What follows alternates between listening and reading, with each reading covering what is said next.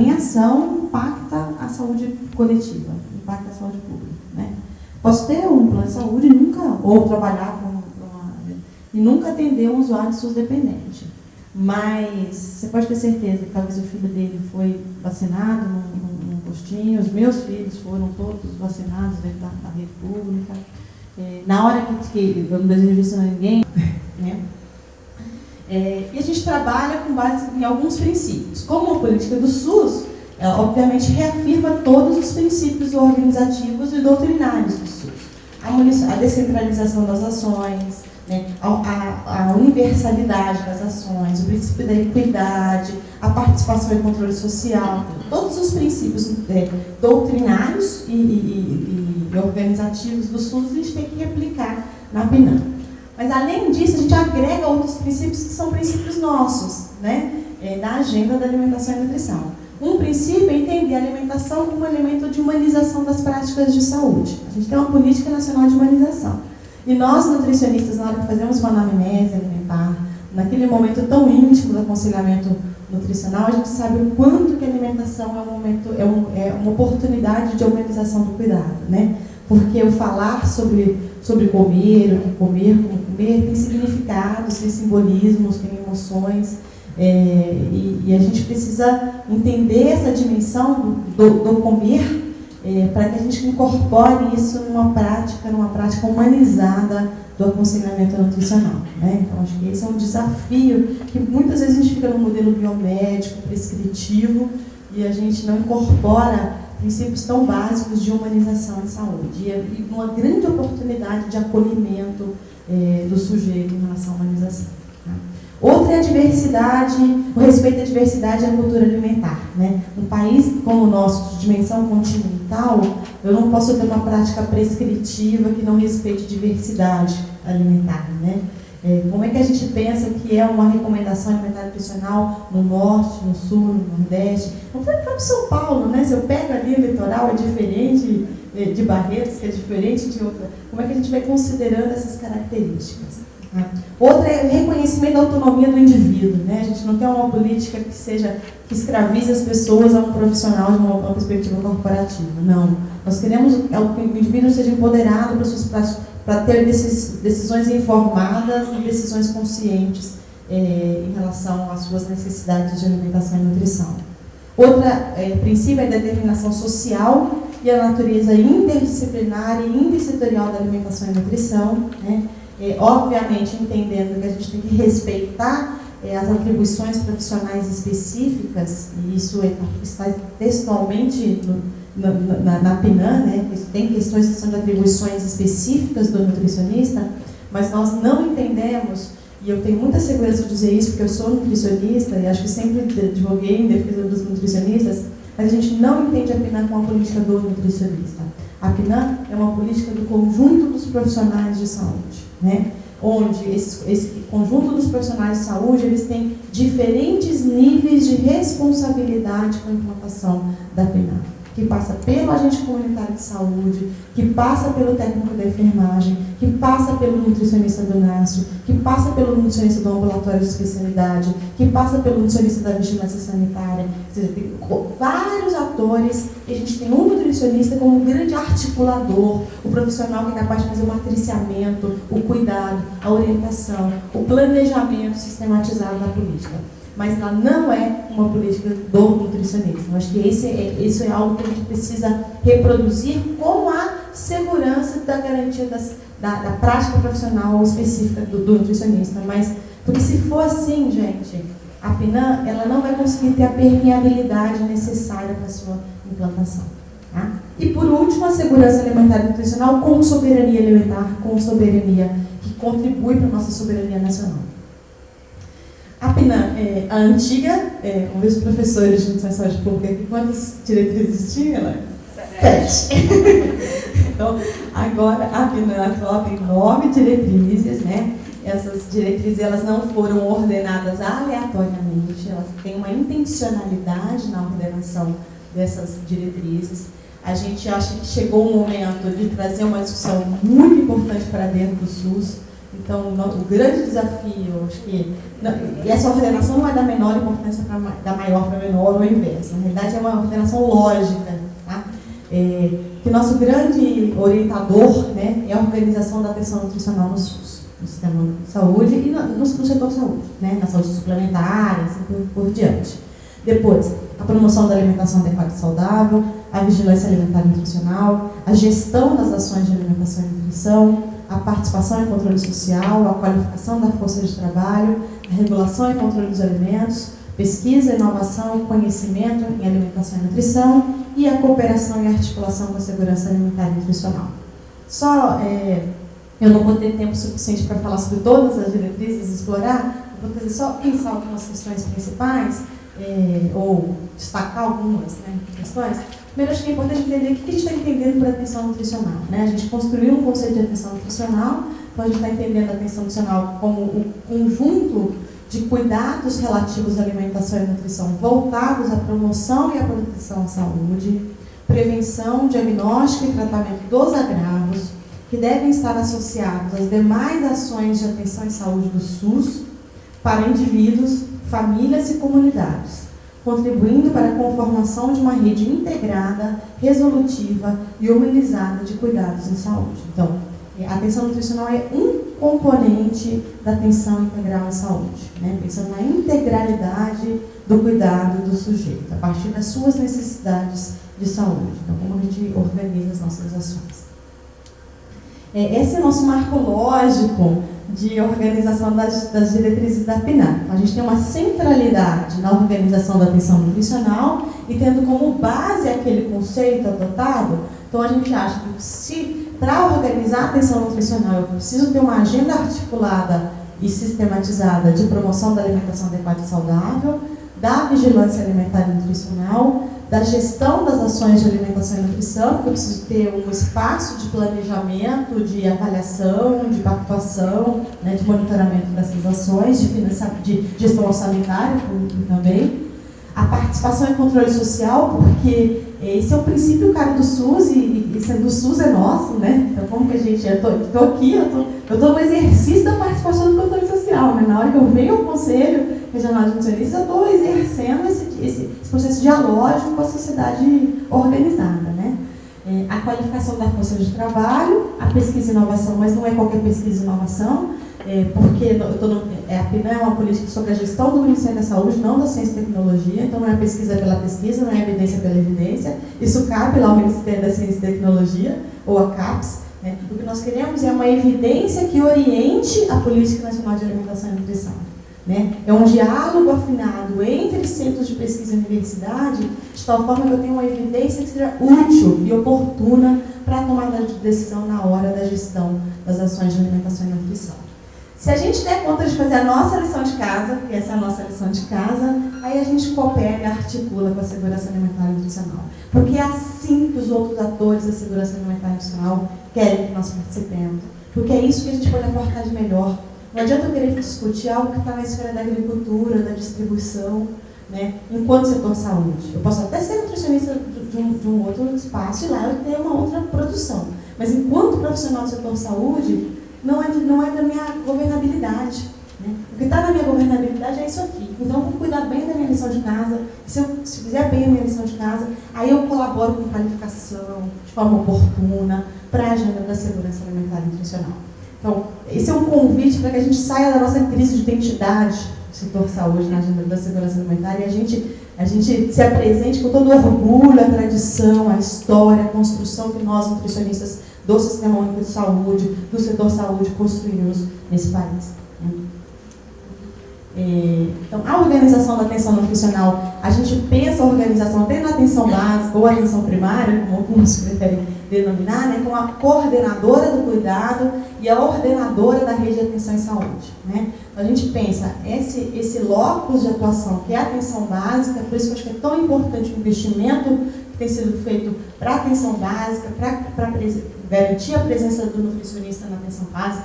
Vou torcer, pedindo nas minhas orações que esse concurso que vai ter para nutricionista aqui na prefeitura, que coloque bastante nutricionista na atenção básica, né? Porque eu acho que esse seria um salto de qualidade muito positivo na organização das ações de atenção nutricional. Estão balançando a cabeça aí que não. Mas seria uma grande oportunidade para que isso acontecesse, né? Então, a gente tem que pensar na organização da atenção nutricional, especificidades de cada fase do curso da vida, né? A agenda da criança, da mulher, do idoso, de gênero, de diferenças de grupos populacionais, de povos, de comunidades tradicionais.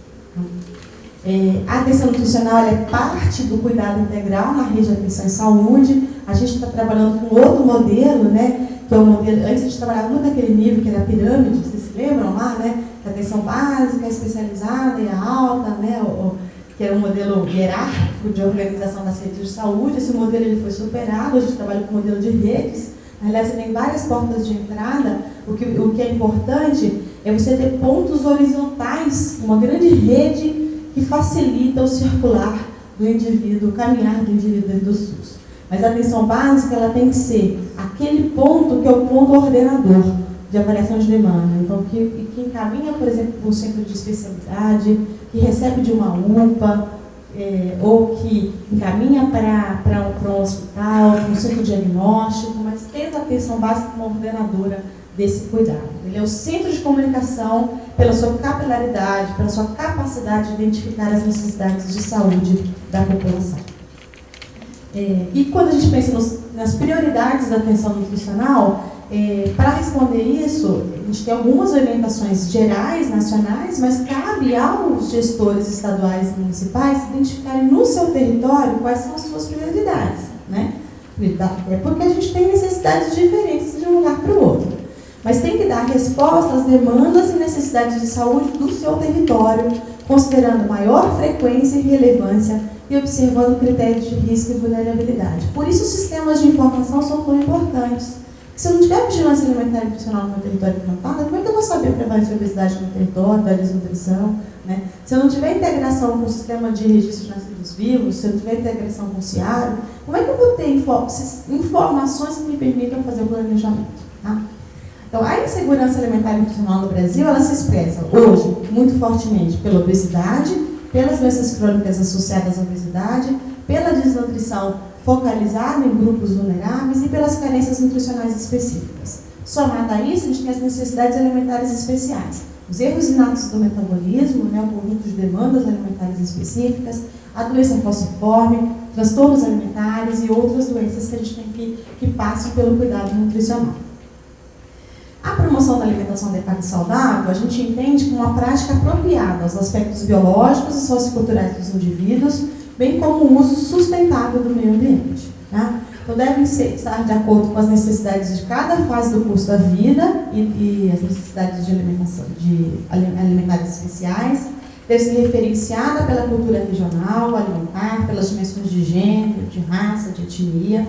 Aí eu vou dar um exemplo para vocês. A gente tem uma grande estratégia chamada IMPACS. Alguns já devem ter ouvido falar. Que é a Estratégia Nacional para a Promoção da Alimentação Complementar Saudável, que é para crianças menores de 2 anos de idade. Essa é uma estratégia para a formação de tutores para o aconselhamento alimentar e nutricional para as crianças menores de 2 anos, então dentro da estrutura do SUS. Agora a gente está num processo super bonito, super rico com a saúde indígena, que é de adaptação da IMPACS às necessidades das diferentes culturas indígenas brasileiras, né? Onde todo um processo de aculturação daquele documento a partir da cultura deles. Então, eles mesmos, não é só uma tradução do documento, né? E na hora que eu pegar os 10 passos da alimentação para crianças menores de 2 anos, o que isso tem significado para aquela etnia, né? Eles mesmos fazem os desenhos do material gráfico, é um trabalho junto com um convênio internacional, né? Espanhol, fundo espanhol, e é muito rico. A gente começou o trabalho em Dourados, né?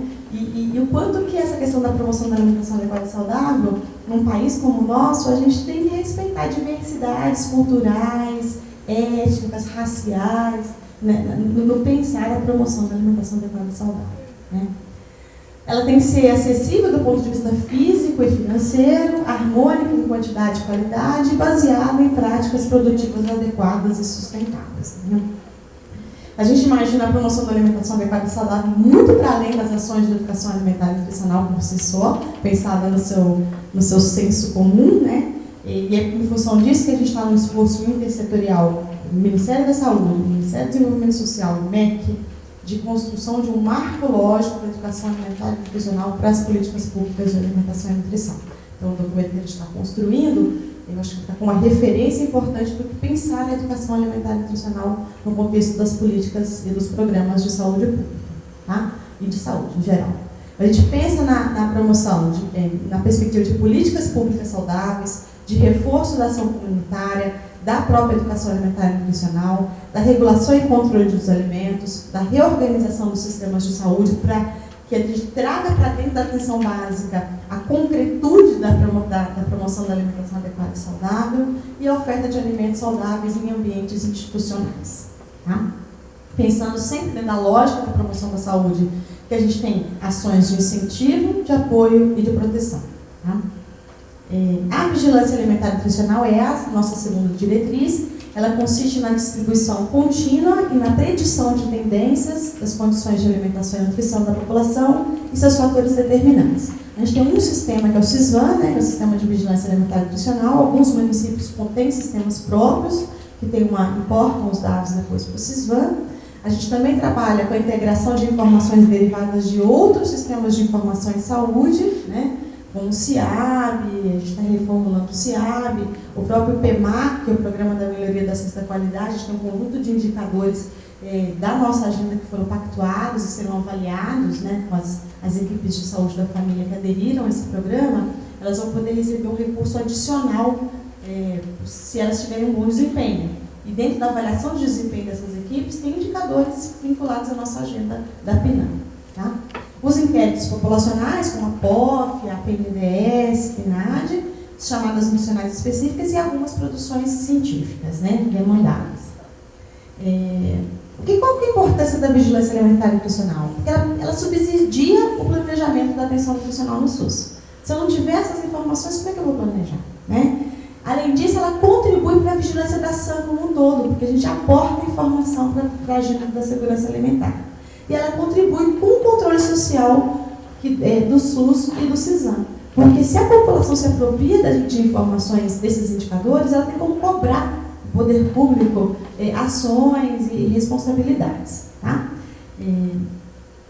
Agora, eu vou destacar a questão da gestão das ações de alimentação e nutrição. A gente tem que pensar que a PNAM é uma política de natureza transversal às demais políticas de saúde e o caráter eminentemente intersetorial. Então, a efetivação das suas diretrizes e, consequentemente, a concretização do propósito da PNAM depende de um constante processo de pactuação intra e intersetorial. E aí, gente, não adianta vir com um discurso de que eu não gosto de política. Eu gosto de política. Não, isso não é comigo, sou nutricionista, sou técnica. E se for fazer isso, vai ficar separado, vai ficar na caixinha. Vamos nos apropriar do conceito mais filosófico da política, né?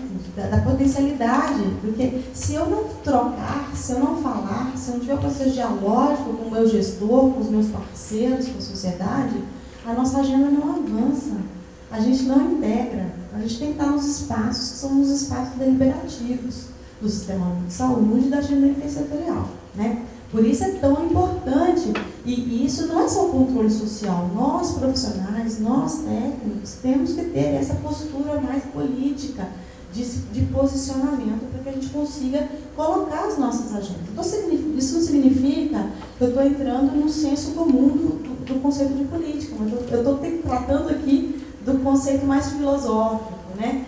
O Adib Jatene tinha uma frase muito bacana, que assim, a política não é a arte do possível, né? A política é a arte de fazer possível o impossível. Então, esse é o nosso desafio. Essa é uma frase muito sábia da Adib Jatene, né? Então, como é que a gente cria viabilidade para os nossos sonhos? Se a gente tem um sonho de que a PNAM seja implementada, esse sonho eu tenho que sonhar junto. Eu tenho que trazer outras pessoas para sonharem comigo, né? E não é só os meus pares de identidade de espelho. Eu tenho que trazer outras pessoas também para ter esse mesmo sonho. Esse é o nosso grande desafio, né? O desafio de fazer junto, o desafio da integralidade, o desafio do diálogo, né?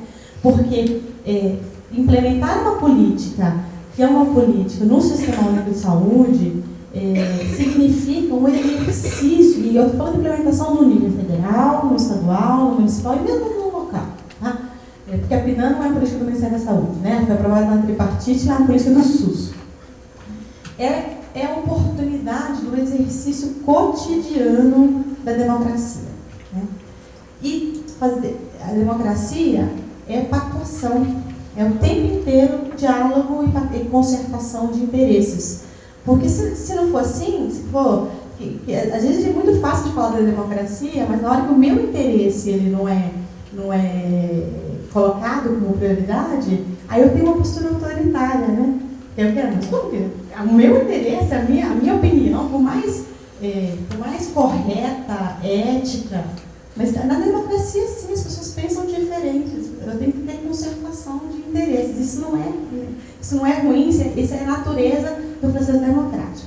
Eu acho que implantar a PNAM é um exercício democrático, da democracia, que é a nossa opção de nação, de organização do nosso país. Uma outra questão é o exercício de viver num país federado.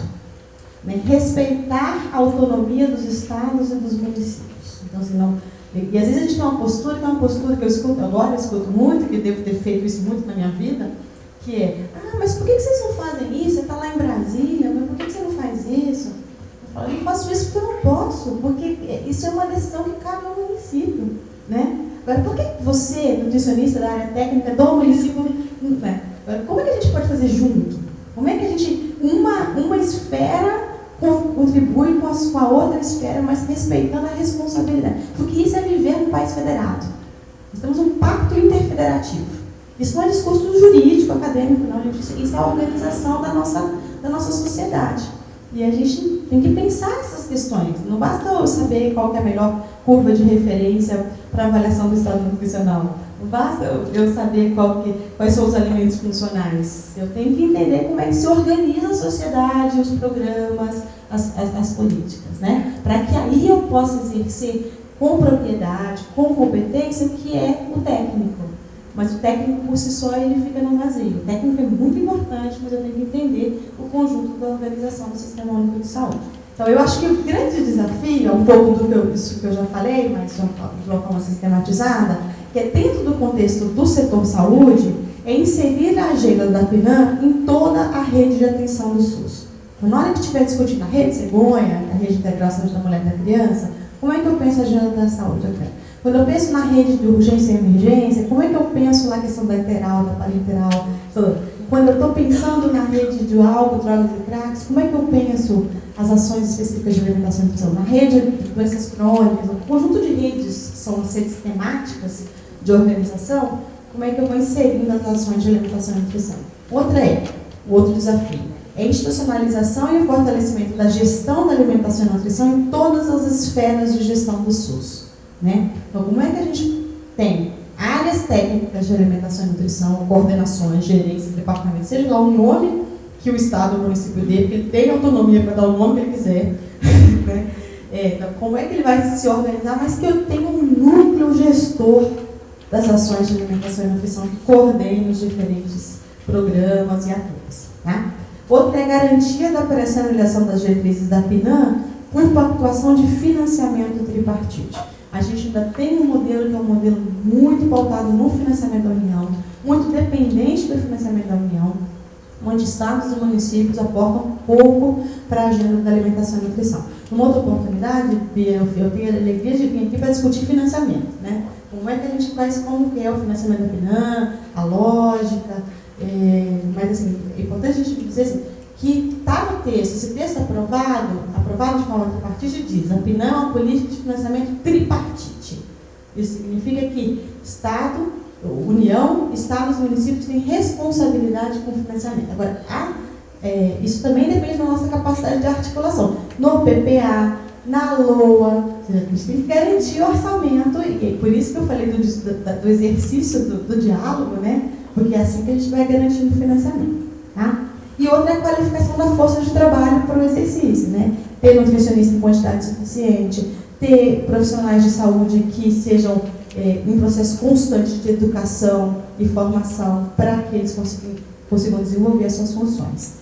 No contexto intersetorial, o desafio é ampliar o diálogo, a pactuação e a integração entre os diferentes setores governamentais e da sociedade em torno do processo de implementação da PNAM. Mas como é que a gente consegue trazer outros atores, quando a gente diz, por exemplo, promoção da alimentação adequada e saudável, e que o nutricionista do NASF ou o agente comunitário quer entrar lá dentro da escola, e aí como é que o pessoal da educação diz, não, escola não tem nada a ver com o povo da saúde, não.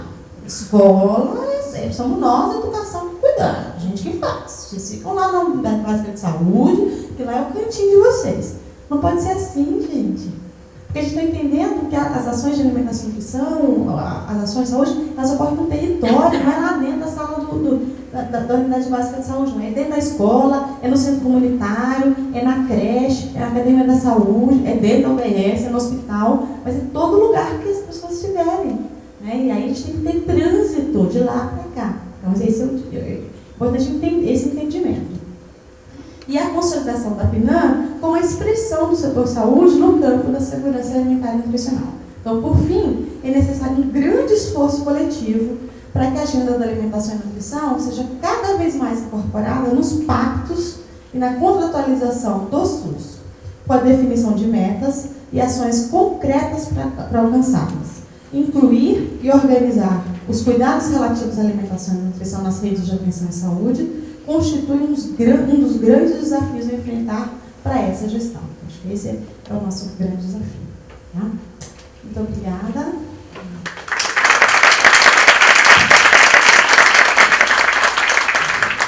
Patrícia, aqui nós temos nutricionistas hoje, convidadas de vários setores, né? A gente tentou montar um grupo assim, de pessoas que não necessariamente atuam diretamente na rede de saúde, mas que são formadores, representantes das instituições de ensino, que atuam em diversos setores. E também queria, você já sabe disso, mas é importante a gente comunicar para o pessoal que os nossos eventos em 2012, que a gente faz anualmente nas delegacias, levando uma fala sobre fiscalização e ética, né, que já é uma rotina do Conselho, nesse ano estará levando esta fala sobre implantação da PNAM. Né, a gente tem aí a colaboração da Patrícia e da equipe dela, então a gente vai tentar reproduzir um pouco dessa coisa, não com essa propriedade, mas a gente vai tentar reproduzir um pouco dessa importância do esforço de todo mundo de implantação dessa política, né? Em todos esses eventos que vão acontecer no decorrer do ano. Já aconteceu um em Campinas, e a partir daí, mensalmente, nós estaremos em todas as delegacias da nossa região, trazendo um pouco dessa fala para os colegas que atuam em todos os municípios.